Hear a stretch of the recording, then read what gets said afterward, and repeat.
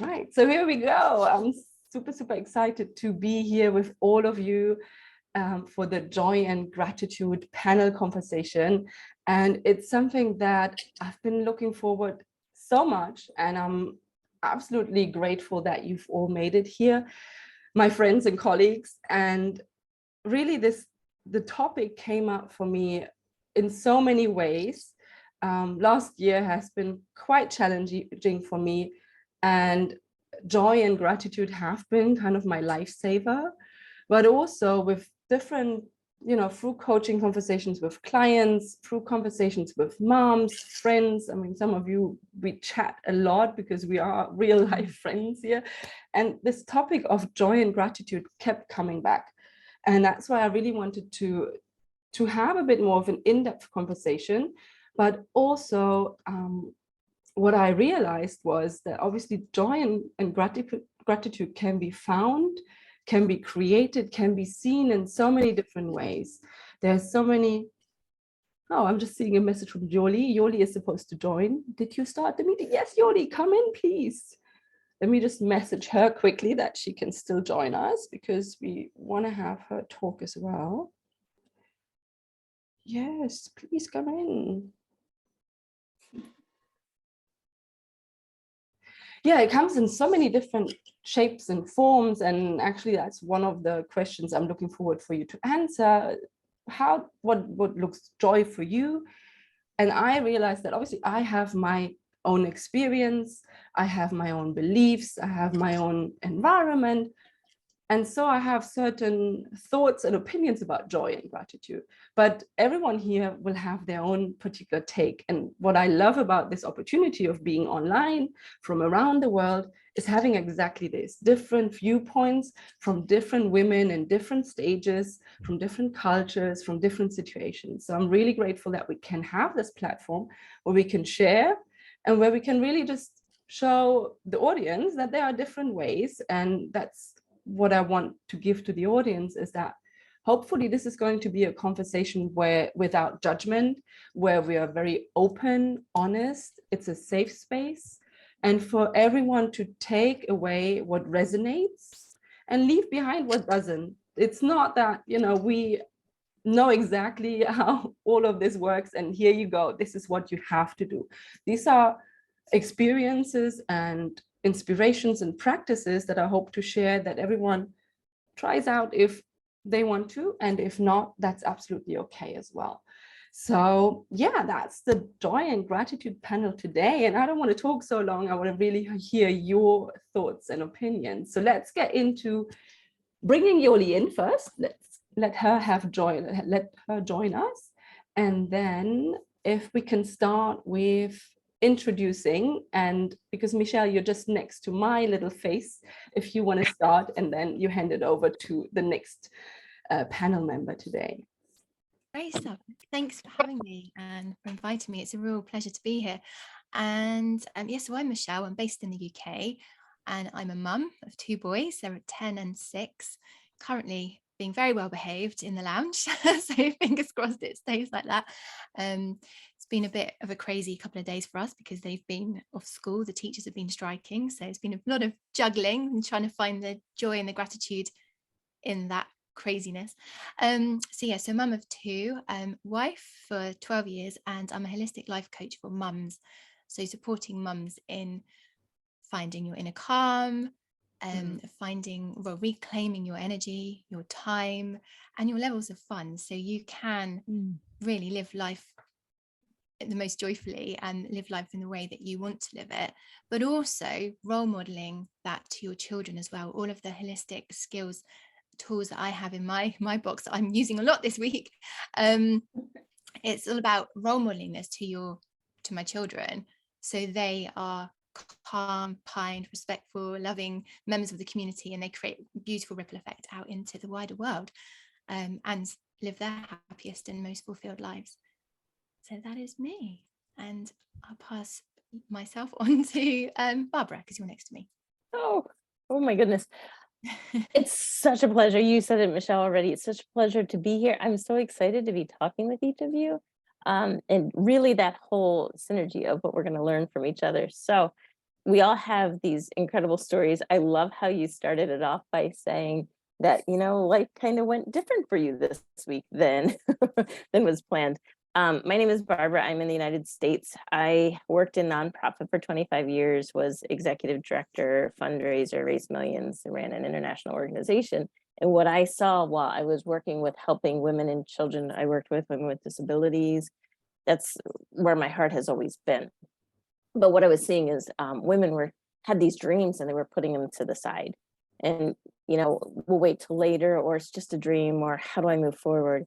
And raising all the money for the nonprofit organizations was great, but those same skill sets could be used to help women become more financially stable, strong, to be able to do what they wanted to do in life. And so often with women, we'll give things away. We're so generous in giving and loving and caring and helping.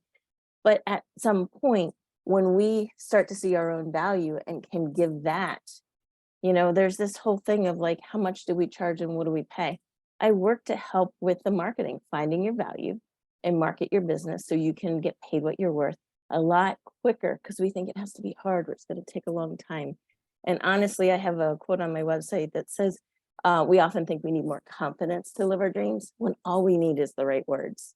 So that's what I do. I tend to work with trauma survivors, and that has a wider range. My story is I'm a complex trauma survivor from childhood. So we come together in a safe environment and really just bring out the value in each other and encourage each other. So I love doing it. I love being here. Very grateful. Thank you, Anne. And I think I'm going to pass it off to Gertrude. Well, thank you, Barbara, Michelle, and all of you here to be part of this. I feel a lot of joy and gratitude, just even in this moment. But so I'm Dr. Gertrude Lyons, and I have two grown daughters, 24 and 26, one of which just got married. So different season of my mothering, but it all of it connects, and have a ton of gratitude for my husband and our 33-year relationship and the work we've done to have that. But what I do in my professional life and my passion is also to support women, mothers, in what I call rewriting their mother code, becoming the mother you want to be, free from family and culture's restrictions and stories, and really writing, stepping out of the programming that is just there until we go looking at it and uncovering it. And I do that through coaching, a podcast. I've written a couple academic articles, but I'm also currently in the midst of writing a book proposal on Rewrite the Mother Code. So lots happening, and I'm very, very grateful to have this full life and the opportunity to share with people what I've learned, mostly, through a lot of mistakes, not because I'm an expert, and then through research and other means. So super grateful to be here and add to this conversation. Okay, so I will pass it off to Kim. Hello. So I am Kim. I am also a wife and mother of 3 boys. So mine are close in age to yours, Michelle. They are almost 12, and then the other 2 are 10 and 7. So we have our hands are full, and we have no rain, so they are in school today. It started raining. I have 2 different passions. One is working as a language teacher and coach and Latin American history teacher. But the other one that I've been very passionate about recently is working as a relationship mentor and helping other moms find that way to reconnect with their partners. And again, for the idea of it, building those strong, healthy, loving homes that our children can hopefully model one day and create that ripple out effect as well. So that's me. Shall we go for I want to pass it. Yes, I'm going to pass it on to, yes, Katerina, sorry. Hi, thank you, and thanks for inviting me. I'm really pleased to be here today. Yeah, my name is Katerina. I'm currently based in Austria. I'm also married. I'm also a mum. My son is very cheeky, but also very happy, loving, and clever. And he turned 3 years old at the beginning of the month. And I also have a sweet baby daughter who is 6.5 months old and crying right now. So I hope my husband will get her in a second. Otherwise, yeah, she might have to make an appearance. Yeah, I run a mindful lifestyle and print publication, lifestyle and fashion publication. And it is called Heiter. And even though the publication is English speaking, Heiter is a German word. And it actually means joyful, cheerful. And that tells you all about the big focus of our content. We're all about helping people find and celebrate joy in everyday life. And yeah, I'm really pleased again that I'm here today and tell you a little bit more about that, and also my interpretation of joy, and also where the idea for the magazine came from. And I'm handing over to Shaba. Oh, hi everybody. I am Saba, based in London, UK at the moment. I'm not feeling my best. It's been a very testing week. I've got 3 children. Everybody's been sick. We've all had like extreme flu, and my son was hospitalized, and I didn't think I was going to make it today. But thankfully I'm here. So yeah, just to share a little bit about me, I am a writer and an artist, and a recently qualified transpersonal coach. So I've been on like quite a journey of spiritual awakening, undoing my conditionings and trauma and healing over the last 12 years. And to be honest, writing and art have always been with me since I was a very young child, and it is through like the depths of depression and just dealing with everything that comes with that I actually reconnected to my words and to art. And I feel like God gave me a lifeline in those moments. So yeah, since awakening for the past 12 years, I have been on this incredible journey of healing as well. And the last year I've been training as a transpersonal coach. So this is somebody that offers services that are akin to therapy and coaching. So it's something in the middle, but it's all about helping the human being to reconnect to the inner wisdom of the soul, knowing that all the answers that we ever need are within us. And like I said, I'm just recently qualified, so I'm right at the beginning of my journey of coaching. But I'm at a point where I feel like everything is coming together. So my writing, my art, and this incredible journey that I'm on, and just being able to offer those to the world. So yeah, that's me. And my life mantra is be the change that you wish to see in the world. And of course, cultivating gratitude and joy within myself, I know causes a ripple effect out to everybody else as well. So yeah, I'm here to spread that message, and I'm so happy to be here. So thank you so much, Anne, for putting this together. Thank you. So Yoli, last but not least. Can you hear me? Yes. Oh, thank you, Anne, Michelle, and Barbara for having me here on this panel, along with all these powerful women. My name is Yoli Silva, and I'm a solo mom. I have 3 children, an adult son, 42, and my twins are 15, and I had them, they're 25 years apart, and I had my twins at 49. And yeah, I've been on this amazing journey, and I've always been a big fan of health, and that's the way I have lived my life. As a matter of fact, my 15-year-old sons, 15-year-old twins have never been on antibiotics. So, and I attribute that to the lifestyle that I lead. And so, and I want to empower women to live a healthy life so we get to age healthy. And that is my message. And it is doable, and we do have that innate healing power inside of us. So, and that's why I'm doing what I'm doing, which is coaching women to up-level their health so they can live their best life. I'm also a trained chef. Yeah, so that's what I am doing. And thank you, Anne. Anne has been part of my journey. I've known her for 2 years now. And also Barbara, thank you. Yeah, that's it.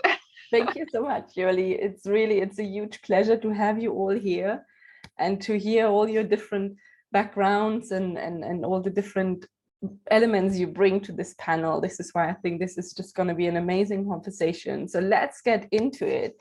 And I want to have this like really, a talk, not necessarily, it's your turn and, you've got to finish your sentence and then the next one.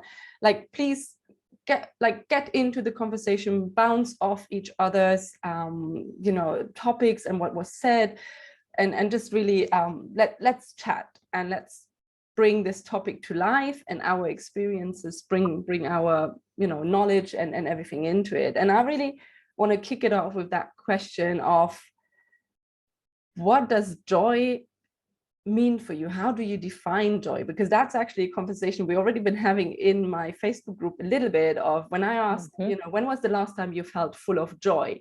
Well, what does that actually mean? What is full of joy? So anyone who wants to jump in, or do I have to appoint the first one to answer? I'll jump in first. Yay.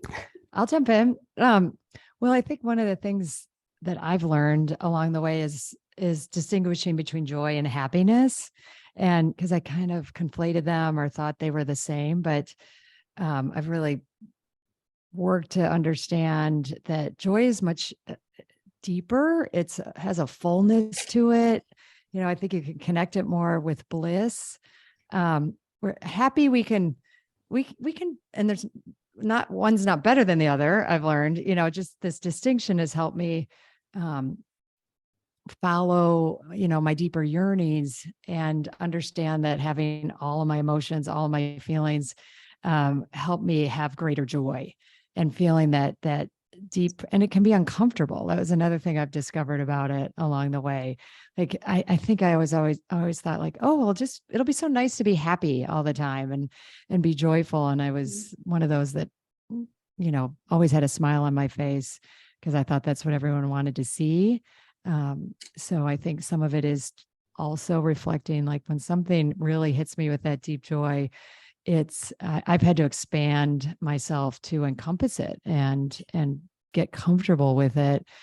And yeah, I think I said a bunch of things about it, but I think the main point in that first one was just to say, like, happiness is like, this makes me happy, or I like this, has a different feel to it than, wow, this brings me some really immense joy, and touch those deeper places in myself. You said something there that really resonates, that you used to feel that you had to be happy all the time and be that person with a smile on your face. So for me, like, it's really important to get across that we don't actually have to be happy and positive all the time, and that it's okay to have those down days where we're not feeling so joyful, but the lessons that we learn and how we deal with those emotions, that's then what brings the joy and the gratitude for me. That, you could be having a really bad day and be like, okay, well, this is the way it is, but how can I actually make it better for myself? Yeah, I totally agree. And I must say, the word happiness comes with so many expectations already. And I think joy is actually something that's achievable. It can be something very little already that helps you to feel better, even though things around you are really chaotic and you're stressed. Well, to me, that is very much towards something achievable. It also comes with hope, with optimism. And I think if someone is joyful or willing to be joyful, I think they're also open to the good things in life. And which is also very important to be resilient in a way. Yeah, it could be just that. Oh, sorry, go ahead, No, Michelle. no, I've spoken already. There's so much, sorry. I was saying that willingness to be happy, that willingness to be joyful, it's a very important one, because for so many of us, sometimes we're comfortable in rejecting that joy. We're comfortable in our unhappiness, or we're comfortable in resentment, and that does then put this wall against the happiness. So I like how you said that, you know, being open to it and willing to embrace it. And it could be this really simple things, Kiki, couldn't it? Like just sitting down and having a cup of tea. Like for me, that just taking that few moments in the day, that cup of tea, it's not about the actual tea. It's about the feeling it gives me, that like, like that bliss. You said bliss, didn't you, Gertrude? That blissful feeling.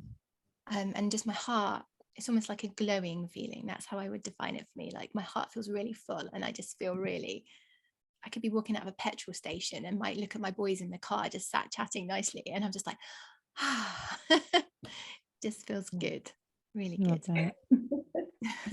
When I think a common thread, so in the beginning, I was supposed to say like what part of motherhood I'm in, huh?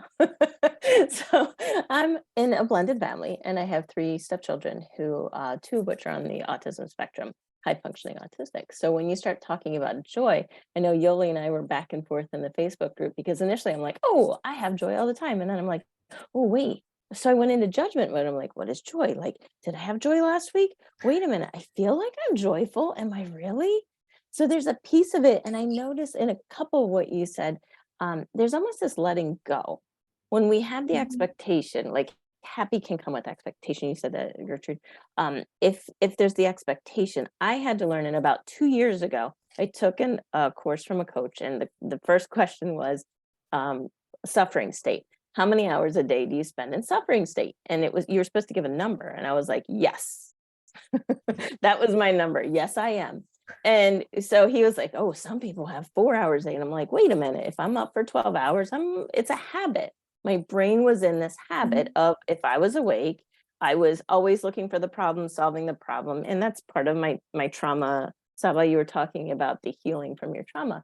So if you look at joy from what you're expecting, I had to learn to let it go and just step away from expectations, from grief. Like I can be grumpy and laughing at the same time. So like, there's just this whole, right? Because if you let it go, and being around kids that are on the spectrum, they'll teach you, they are so consistent, and they will really teach you that you can all be happy or feel joy, even if things aren't going the way that you would have wanted them to, because honestly, that's just imagination. Whatever you thought you wanted is not where the joy comes from. Yeah, I totally can relate to what Barbara just said. Over the years, dealing with many challenges, and I have learned that I have to make an effort to finding my joy, regardless of what it is. It could just a simple walk in nature, but allowing myself to have that little bit of joy and not, letting anything get into, what's the word? Interfere with that.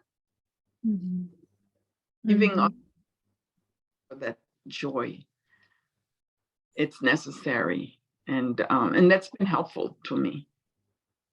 Yoli, you reminded me, I do this thing where doing dishes is now where I meditate. But how about it? When we were in our like teens and 20s, we hated doing dishes, right?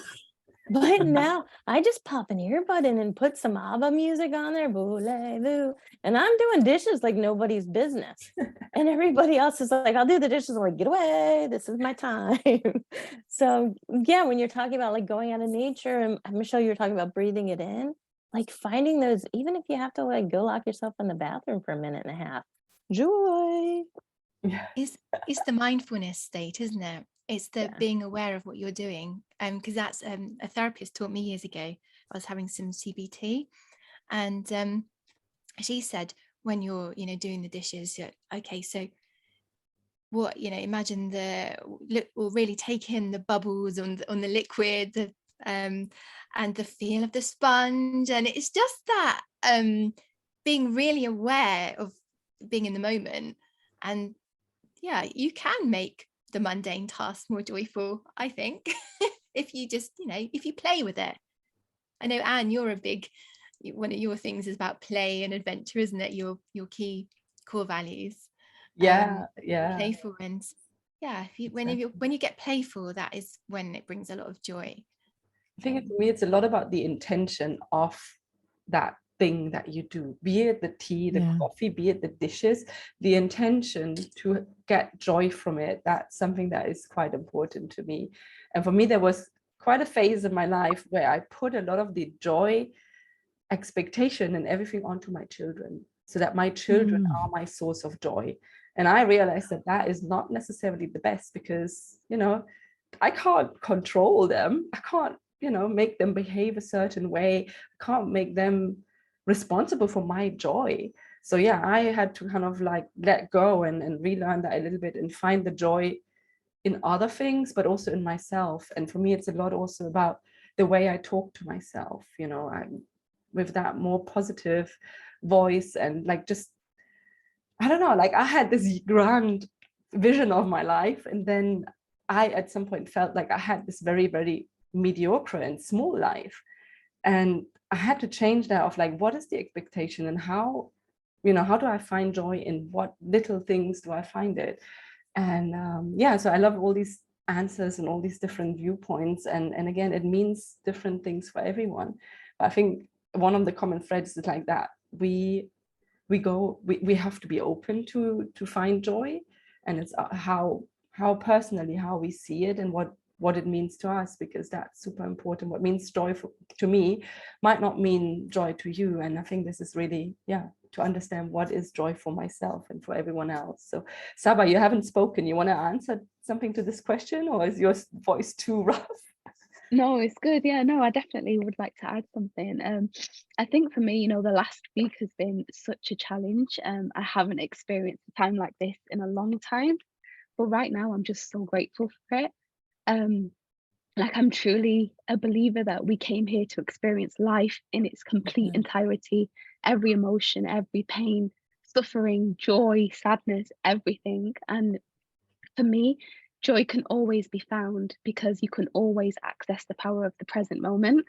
And I think that is exactly where joy lives. Joy doesn't necessarily have to be this big happy emotion, but for me, it's a feeling of connection, of being fully connected to the present moment, to God that lives in the present moment. And that's the only place that you will find God, is in that present moment. So for me, joy is that. And also just like doing the things that I absolutely love to do, like writing and art. It's like being so lost in the present moment that you're found in the present moment. And when you're found in the present moment is where you will find your joy. So yeah, that's just what I wanted to add. Amazing. Thank you so much. And you already said the word that brings me to my next question, gratitude. So I'm curious to know, when was a time in your life that you needed gratitude the most? Who wants to go for that one first? I think every day, to be honest, every day we need to find the gratitude, because, the road is bumpy. The challenges that we face are inevitable. Like, we can't live a smooth plain sailing life. It's not possible, because you said, Anne, about like, your children do things out of your control and you can't control them, and it's about the inner work. So what it's about is like being able to sort of have an even keel. So for me personally, I think one of the biggest times when I've really, really needed to tap in, there's been a few times, but it's all around health, actually, of my family. Some of you know here that my husband's got kidney disease, but my two boys have also been diagnosed with kidney disease. So although people moan a lot about the NHS in the UK, the National Health Service, and how it's falling apart, but I don't care, because I am so grateful for them right now that we've been able to get antibiotics, see doctors, see consultants and things.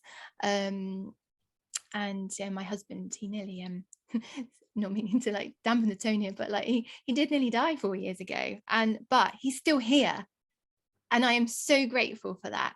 All the care that he got, and just every day we just got through. And yeah, that was a really big eye opener for me. And that was really when I went, life is short. Like, he was 38 at that point. We're now at like I'm 43 now, and I'm like, you know what? This, we get one chance, people, we get one chance, and I'm going to make it count.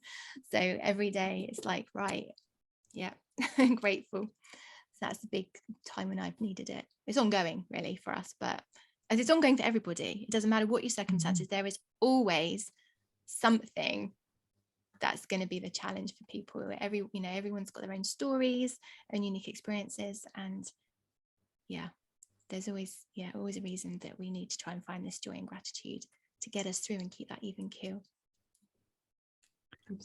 I love what you're saying, Michelle, and I can very much relate. And I think those times of health and things like that, come up. And I think they've definitely been the most challenging to see joy or gratitude, in them in the moment. I worked with, I don't know if any of you have heard of Jill Bolte Taylor. She wrote Stroke of Insight and Whole Brain Living.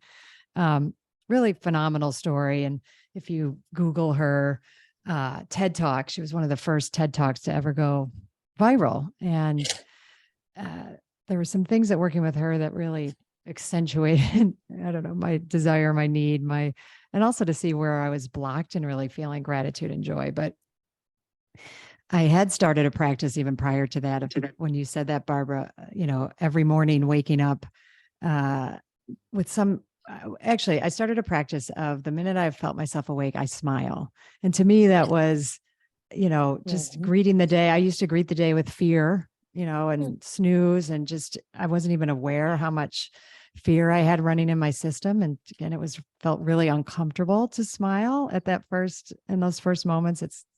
I've been doing it for several years now. And then I had the opportunity to practice it at this more challenging level. I had a blood clot in my leg this summer, and it was scary. It was, all sorts of things. And I just remember it, even though I didn't necessarily feel it deeply, I'm like, I'm grateful for the, I'm grateful to be alive. And that was one of the things Jill Bolte said is, to wiggle your toes each morning, greet your organs, just the sheer miracle and fact that I'm human and I'm alive and I get to live this life another day. I think is what you were speaking to, Michelle, that I so much wanted to underline. And, I don't like taking medication anytime I don't have to. And blood clot, doing that without a blood thinner was a little too scary for me. But I decided to start a practice of being grateful for that medicine, being grateful and blessing it. And, every time I take it, I say a little prayer of gratitude and blessing of it. And, whatever impact that has on it, I don't know, it has a big impact on how I feel just in any moment or any day, or just, to kind of help balance out the toxicity, I think, can happen energetically by doing that. So that was one definitely more recent arena where I've been practicing, because I think the stress levels, when things are scary and upsetting, I have to work at calling it forth, but it makes such a huge difference. And I'm so glad every time I do. And so glad to be working on this practice. Thank you so much for sharing. Thank you. Well, and it's interesting too, because it's that whole thing about us being moms and entrepreneurs. So I forget what the percentage is of people will be the top 2% that we're, stepping outside. I have this little saying right beside all of these notes that I've heard when I was speaking. Here it says, it's not normal to live one's potential. And so there's this piece that we're really pushing through. And Gertrude, when you talk about like having these medical challenges that come up, sometimes they do come up because our body is fearful. Yoli, you talk about this with what you do with, the celebration of your health. your body, I'm a chronic migraine sufferer, and I'm really getting to a place of figuring out how to live with them so they don't take me out 72 hours at a time. So as we move forward, trying to juggle motherhood and the fears, because a lot of that is a habit. You know, we take it on and say, oh, these are just thoughts that come into our heads. Well, they're actually habit forming. And so when you start to take that away, what is going to fill in that void? So there's this whole piece of coming up. I work with one of my clients is talking about mantras, you know, especially for those of us, Saba, when we come from trauma, and Yoli, I know your story too, and I'm sure we all have. I mean, Michelle, you're talking about trauma, Gertrude, you are too. When we come from this place of trauma, you know, how do we create these loops in our head? Gertrude, you have this new practice that you get up every morning. How do we create the loops that reset? It's like reprogramming. You talk about the code, reprogramming. So what are these mantras? And one of the ones I share with people regularly, and it's just so mind-blowing, from a gratitude place, we have not met everybody who is going to fall in love with us yet. Male, female, little people, big people, doesn't matter.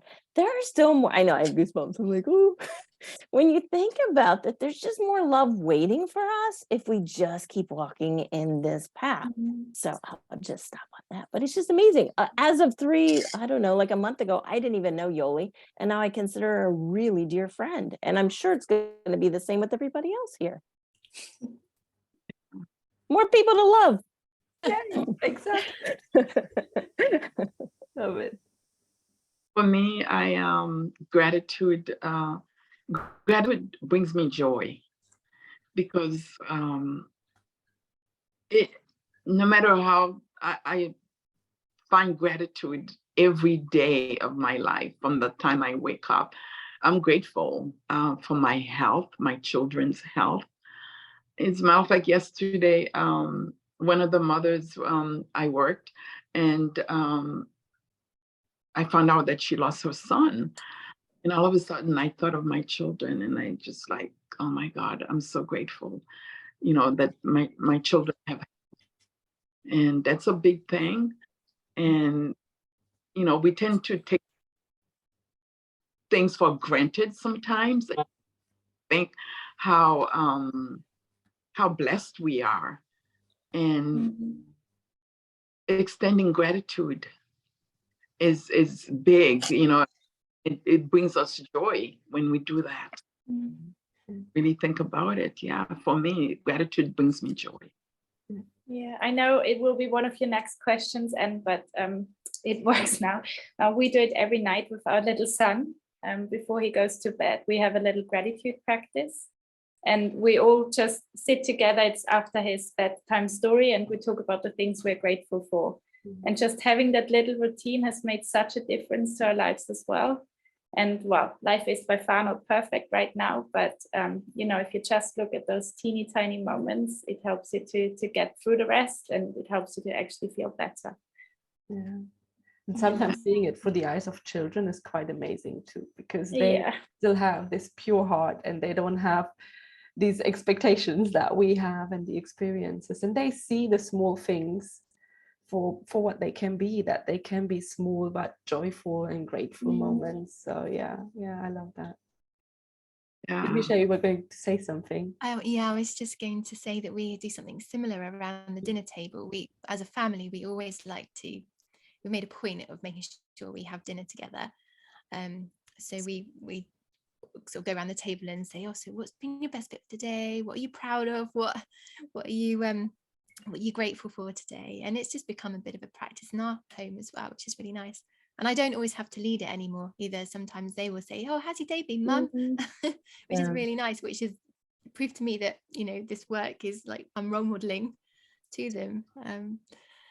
Yeah, it's lovely. Yeah. My Bella and Noah, when they get home from school, they make me laugh, because they tell me everything that went on throughout the day in school. And then when I share that with other mothers, they said, what? My kids don't do that. You're lucky. Yeah, so and as a matter of fact, like was it 2 years ago, almost 2 years ago? And they said, Mom, when we're talking to you, I feel like we're talking to a teenager. So much to, and so I'm so grateful that they feel that, they can tell me about their, activities on school. They share with me, even stuff like which kid is doing drugs in the school. What happens, it's real. Oh, and I'm so grateful they feel comfortable to share, these things with me. Yeah. You've obviously created a really safe space for them, though, to feel that they can be open, which is amazing. It's lovely. Yeah. Thank you. And I'd also like to touch base too. I love what you said, Yoli, and that's the keeping young, to hold that space for the young folks, because they're going to learn a wisdom that their friends aren't learning. It's beautiful. I want to also touch base, Anne, because we talk about gratitude from this space of the happy side of it. And I think Kim and I were exchanging in a group in the We Meet Wednesdays. She had a post about like, if your significant other was supporting you or not, or encouraging you in your business. And I said, do you mean along the lines of, in Pretty Woman, big mistake of whether or not we have positive support, or how we look at, the gratefulness of people who are around us, how they are supporting us in these business ventures. And so there's a whole piece of it too, where I really do look at, and I have to be gentle because of working with trauma, but even when we're up against that big Sisyphus rock that we're trying to push up the hill, and we feel like people aren't supporting us, there's a piece of gratitude in that. But Kim and I are going to talk offline too, because I got to switch some of my gratitude into this happier place of when the student is ready, the teacher appears. Yeah. And even Saba, you gave me goosebumps when you were talking about that. I wrote it down, that we are here to experience everything. And there's times where we just want to close the door and say, I don't want to experience that. But that's part of why we feel alive, is because if we embrace what we're trying to experience. I used to have trouble with insomnia. And then one day somebody said, what if you tried? Because when you get insomnia, you're like, oh, I need to go to sleep. I have to get up in 3 hours. But they said, what if you try staying awake? And I'm like, oh, so I would lay in bed like, I can't go to sleep. I can't go to sleep. I have to stay awake. I have to see, can I make it 10 more minutes? When you embrace the thing that you're fighting, it goes away. And so from a place of gratitude, yeah, we have these amazing relationships. There's a positive side of it, but there's a growth side of gratitude too, if we can just walk into that space of, this is here, I'm learning. And you know what? Where's my celebration, friend? Because I did better in this situation than the last time it happened, right? Yeah. Right. I love that. And so that much. actually, well, that's kind of related to the story why I founded the magazine. I had mental health issues. They already resulted in physical health issues. I was really overworked, never looked after myself. And it seemed like nobody could help me. And I was about to lose my job. I was about to get kicked out of university. It really was very messy. And then I just decided by myself to shift my focus and to make myself feel better again and to experience joy. And then I started to take myself out for coffee, do a creative activity, buy myself flowers. And little by little, it actually helped me feel better. And I was really excited about those findings that I then decided to make a magazine about it. And yeah, That's a really positive spin. Yes, to take it to that. yeah.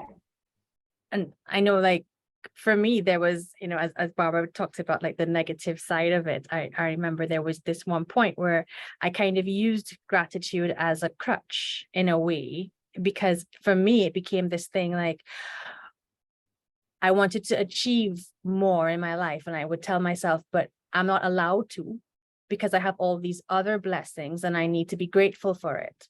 So I have to live in perpetual gratitude and acceptance of what I have and not strive for more. So I fooled myself into this way of thinking that if I strove for more, then I wasn't being grateful. And if I wasn't being grateful, then I wasn't being a good person. And so I stayed in that space for quite a while until, you know, different things happened that kind of pulled me out of it. And now when I experience gratitude, it is from that place of, look at all these wonderful things that I do have.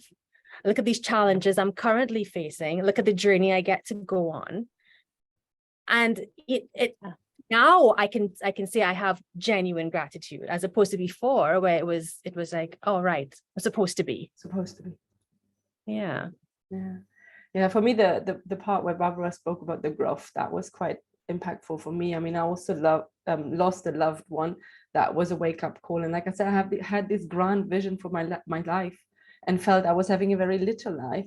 And then I started working on my fears and putting myself out there and being grateful for, you know, the butterflies that come in the stomach, the nervousness, the vibration in the voice. Like, I mean, even now, like when you hear carefully, you can hear it. I am just a nervous person because this is not what, you know, like this is not my thing, but I'm grateful that I'm growing. And this is where gratitude comes in for me a lot. The opportunities that I have and that I'm creating for myself, and grateful that I'm doing the things, even though they are not always comfortable, not always perfect and all of that. But this is where a lot of my gratitude comes in for me. So, yeah. I believe it's about, as one of my brilliant coaches says, flirting with the discomfort that are life, because that's where you really learn to live, find gratitude, and then the more gratitude you find, the more comes, and it's this like constant flow, this constant energy of give and receive and give and receive, and it's learning to be comfortable with receiving this gratitude and this joy. But the more you practice it, even money as an energy, if you like I had a dream the other day, for example, because I've been playing with money and stuff at the moment, still not enough of it, but I'm very happy with what I've got. But I had this dream that I was picking up money from the floor, and I woke up feeling all grateful, and that was a great way to start the day. But yeah, it's very much a give and receive thing, I believe. And the more you help other people as well. So for example, that smile in the street that you give somebody might really brighten up their day and make them feel really happy. Maybe they haven't seen anybody for the day, so they're really just happy to have that smile, or, you know, that thank you to the cashier in the supermarket might brighten up their day because everyone else has been grumpy with them. And it's about, you know, how can you make other people feel as well. And I find that the more I consciously go about making someone else's day brighter, the brighter my day gets. Yeah. And it's just so powerful and magical, and I love it. Amazing. And I'll stop now, because otherwise I'll go off on a complete tangent. Anyone else who wants to share anything before we move on to the next question?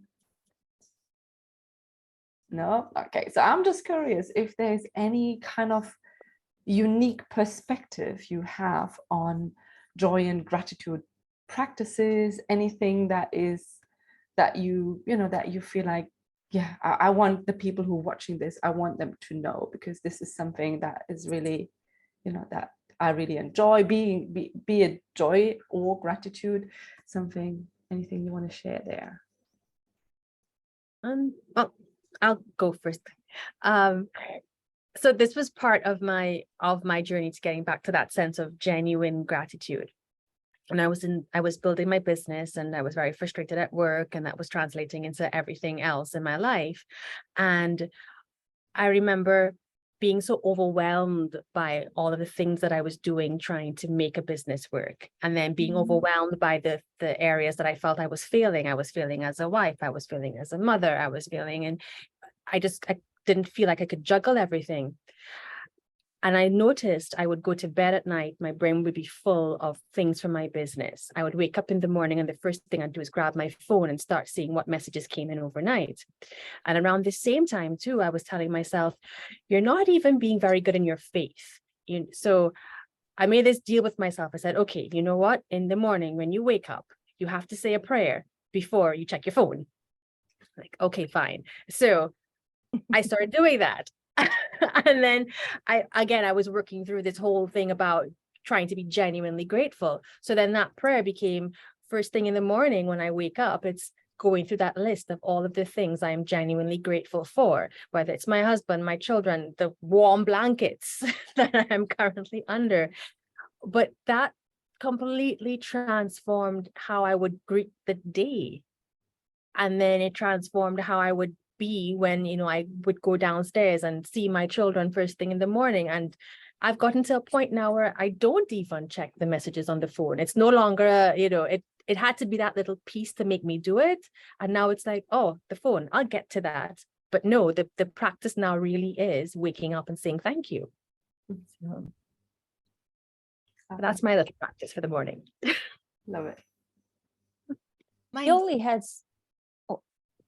Yoli has part of her program that she talks about this, and as back to the whole trauma piece, I kind of rebel against these routines that you're talking about, Kim, because it's like, oh, I have to be structured. I have to do the same thing every day. What? Like, what about the butterfly and the squirrel? Like, those are my friends.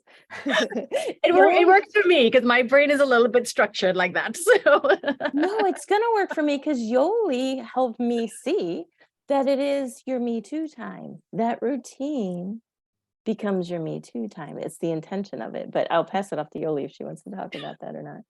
I'm with you, Kim. I'll be there too. Looking for the butterfly though. That's fine. Well, yeah, that Me Too time that Barbara just spoke of, that's part of my program, but I practice that. You know, especially being a solo mom, I really, I live for that Me Too time. I need it in order for me to be the best mom possible, you know, to Bella and Noah. And one of the things that building this business is a lot of times I get,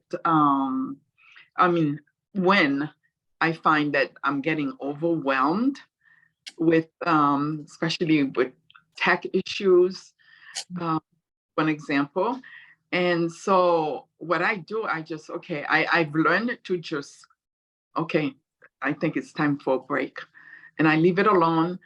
And fortunately, I live 5 minutes away from a beautiful forest. And I'll just go for a walk in the forest. Oh my God, what a difference. What a difference. Just being with nature and seeing all these beautiful plants and inhaling all the aromas of all these different flowers and the plants. You know, it does wonders for the mind. So yeah, that's one of the things that I do, and I encourage, you know, make it joyful. Whatever routines that you have in the morning, if you're not, but you adopt the routines that it's gonna bring you joy, and also you get to make it joyful. That's important. Well, I have 2 very little kids, and for me, it's definitely not easy to keep up with a routine. They're constantly sick or someone's crying.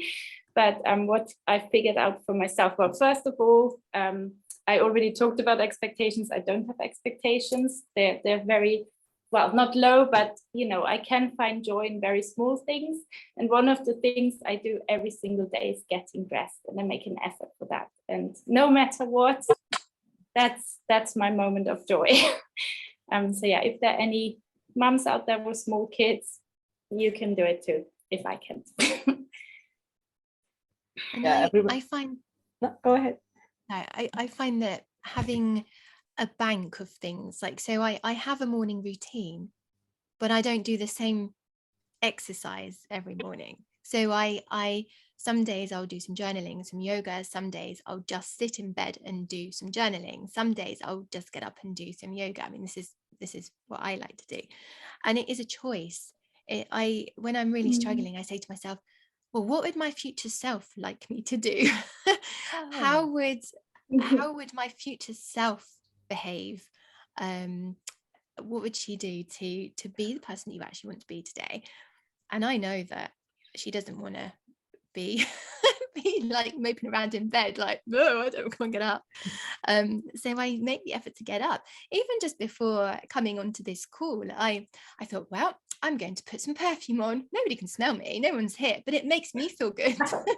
So I guess it's similar to what you just said, Kiki, that it's, you know, it's just making yourself feel good, and having no expectation as such, and knowing that, because I'm a very flowy person, I like to, I'm getting in touch with like the feminine energy, trying to break free from the masculine strategy and all of that stuff. The to-do lists, I'm more about the I've done lists, and celebrate all of those things.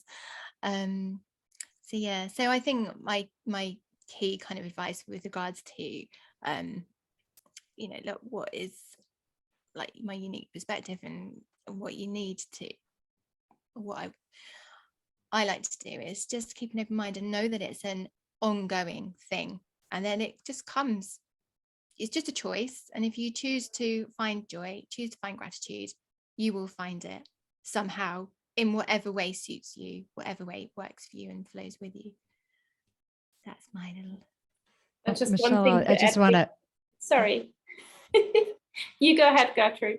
It's Okay. No, I'm sorry. I think after I share, I have to get off. I have a guest arriving, so I might be getting off a little before we end.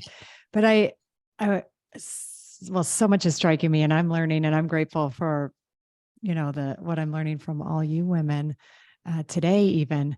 And a couple of things that it's underlining for me, and so I can't say it's my unique perspective, but it's reinforcing that, you know, gratitude, and particularly gratitude, but also a spirit of joy, is something that you can cultivate. It is doable. It is, you know, and what you were saying, Michelle, I don't like to put masculine constructs on it either. I like to think of it as masculine in service of the feminine, because I really do think gratitude is a feminine space, joy is a feminine space, but systems and starting new habits aren't easy, you know, and I'm grateful for, you know,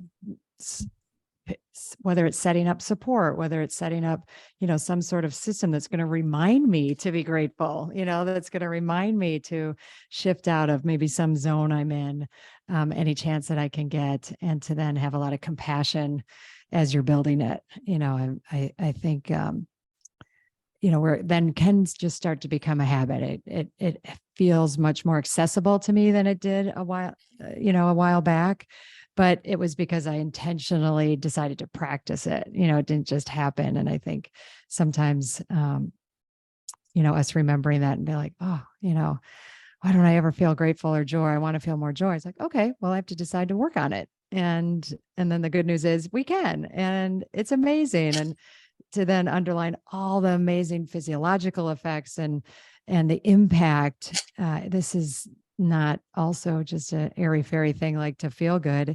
It has, you know, incredible benefits for us. And I think sometimes it can get shooed away as like, oh yeah, attitude of gratitude. And, but I think what we're all saying and underlining here is, yeah, attitude of gratitude. And this is a very feminine space, and it is powerful. And we are powerful every time we elicit it, share it, you know, and use it in whatever, whether it's with our children or our business, or, you know, I guess mostly ourselves. So I'll just end with saying those things. I can stay on like another minute or two, because I don't want to leave. I'm sorry. I have. But you chose the most Exactly. beautiful words to say exactly what my intention was for this whole, this conversation. So thank you so much for being here and for this beautiful sharing you gave. But yeah, Katarina, you were about to say something. I can't remember what it was, unfortunately. Oh, That's more brain. breastfeeding brain, sorry.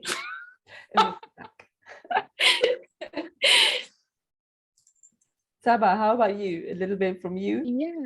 Yeah, I'd just like to add that, you know, sometimes gratitude or finding gratitude can be like the most difficult thing. And I think that's something that we kind of need to acknowledge in the darkness. Sometimes it's hard to find gratitude, but I think if you take just a few moments just to go within yourself and just to fully breathe and to fully be present, you can find something to be grateful for. And the thing with gratitude is if you're grateful, it's kind of impossible to feel negative or down or angry or sad. And I think if you really practice that, you'll really feel that you, when you're grateful, you can't be sad, you can't be angry, you know. So just that little shift of perspective really helps. I'd also like to add, you know, we're all busy mums, and you know, we have all these practices and habits that we want to incorporate just to become the best version of ourselves, but sometimes it's hard to do everything. And one thing that I found really helps for me is to combine my gratitude practice with something else. So something I really utilize is going for a daily walk. And on my walk, I audio journal. I don't know if anybody's tried audio journaling. So I have an app, but I'm sure you can use other things on your phone. An app called Day One. So as you walk, you can literally just record yourself talking out loud, and it will transcribe it. And I absolutely love it. I have like multiple audio journals. I have a daily journal, but I also have a gratitude journal. And as I'm walking, I'll record myself in this app, just saying the things that I'm grateful for, but as well as incorporating that as a habit or a practice that I do. Also, just the energy of speaking your gratitude out loud is so powerful. Like, I walk down the street. I live in London. People don't really smile a lot here.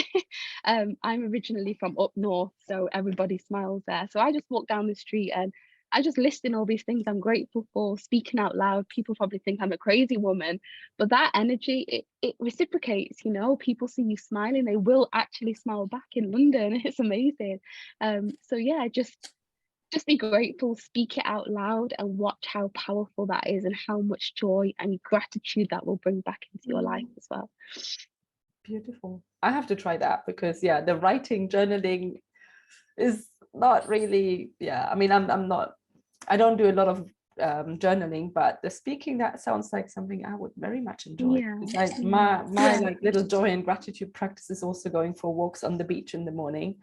And I used to be this like all or nothing person, so I would like it has to be a proper walk on the beach, otherwise it doesn't count. But that doesn't always work like that, because life is busy and life gets in the way. So now I'm even like, you know, it's on the way when I drop my little one to kindergarten, and I stop no matter what. At least I stop, I get out of the car, I take a breath. If I can't go for a walk, at least I'm like just putting my face there, looking at the sea and being grateful for, you know, this beautiful place where I live. But yeah, it's all like, yeah, it would be amazing if we could have all these beautiful practices and habits and do that every single day, but it's not always feasible. And I think it's again going back to like making it a priority, making it important to you, and again finding the intention in those little moments. I think this is for me the most important part, how to build joy and gratitude. Well, we're running out of time, and like I said, I want to be very, you know, respectful of everyone's time. So if you've got to shoot off, thank you so much. If you want to stay on and see maybe if there are some questions from Ambika or Abigail or Rosenda, please, you know, feel free to either unmute yourself or put them in the chat. Let me just quickly look at Facebook, but it doesn't look like there's any comments there. So yeah, if there are any questions, we can quickly answer. If not, then, you know, that's fine too. Yes, go ahead, Ambika. Unmute yourself. Yeah, there you go. Hey everyone, so sorry I couldn't join this call. I've been listening more than I've been able to say anything because I've got my toddler in the background just clinging on to me. I'm so glad I actually joined this session. I didn't know what to look out for. I didn't know what to expect. And I knew that my friend Saba, she had been, she's the one that shared it. And I thought, oh great, Saba's doing something. Let's come on and have a look. But I didn't get a chance to introduce myself before. I'm a mum of a toddler. She's 3 now. And I've just started my journey with life coaching. I've got just about a month or 2 left of qualifying, and I haven't really specialized in a niche of any kind. And I thought it's wonderful to be surrounding myself in the environment and in, you know, in contact with other coaches, other people who are practicing this sort of mindset. And I've learned so much from this session, and I can't begin to tell you just how grateful I am for this session. So thank you so much. And I think to perhaps have a way, we've a lot of the journey of practicing joy and gratitude comes down to, for me, for my understanding, is really self-work.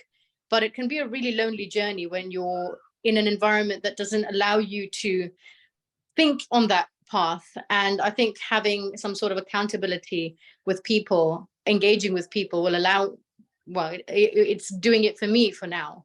I don't know if I could say that for other people, but to not just hold it within yourself, but to share it with people, to share it and engage with people. I think that's a great way to express how I feel about today's session. Thank you so much. Thank you so much. And thanks for sharing. Absolutely great. Thank you. All right. Well, anyone wants to share a couple of last words?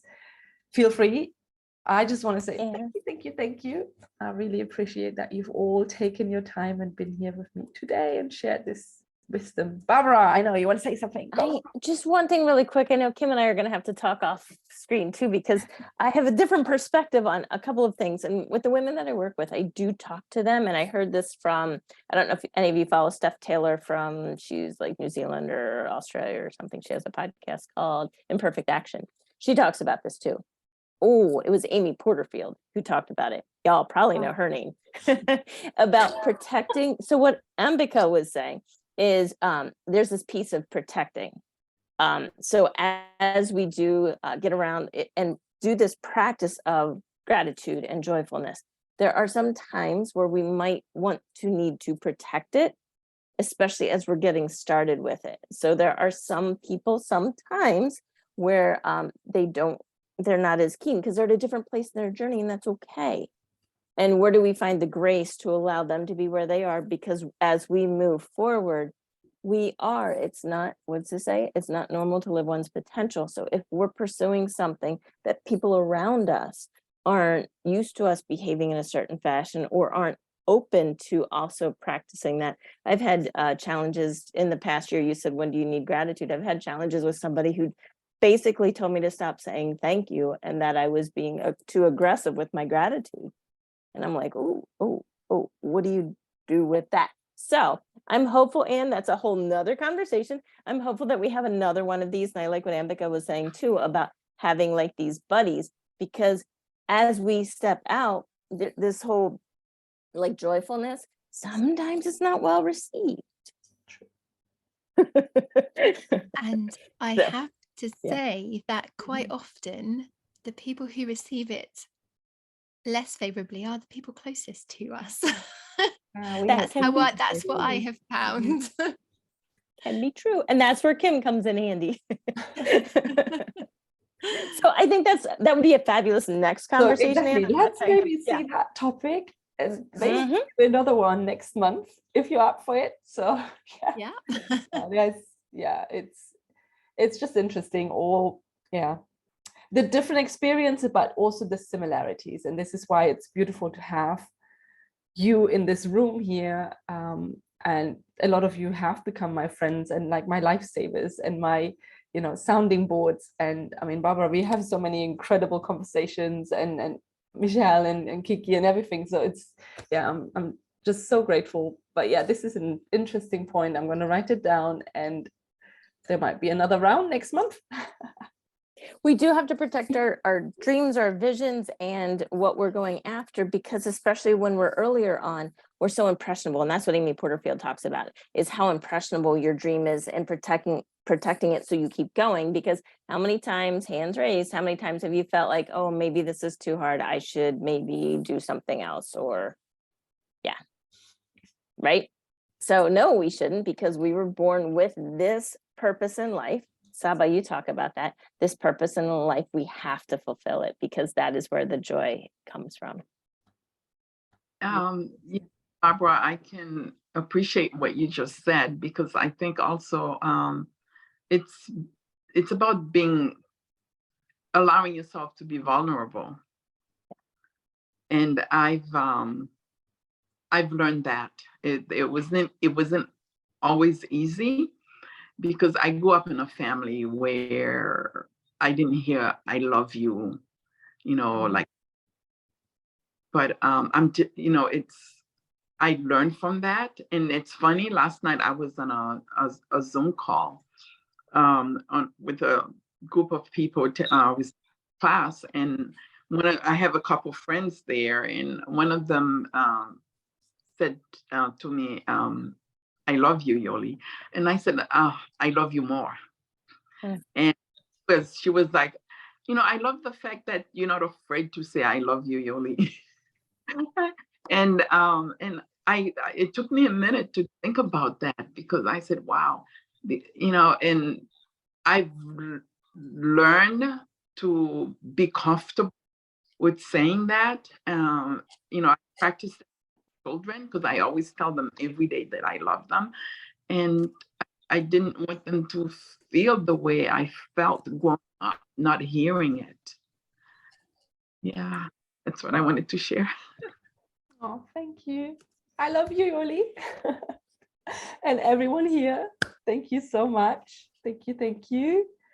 And yeah, I think there's not much more to say. I really appreciate your time. I appreciate all your sharings.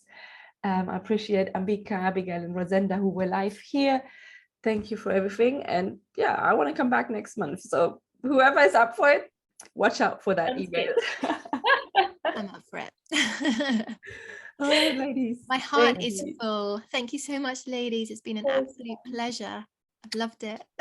Thank you. Thank you. Bye for now. Bye-bye. Take care. Bye.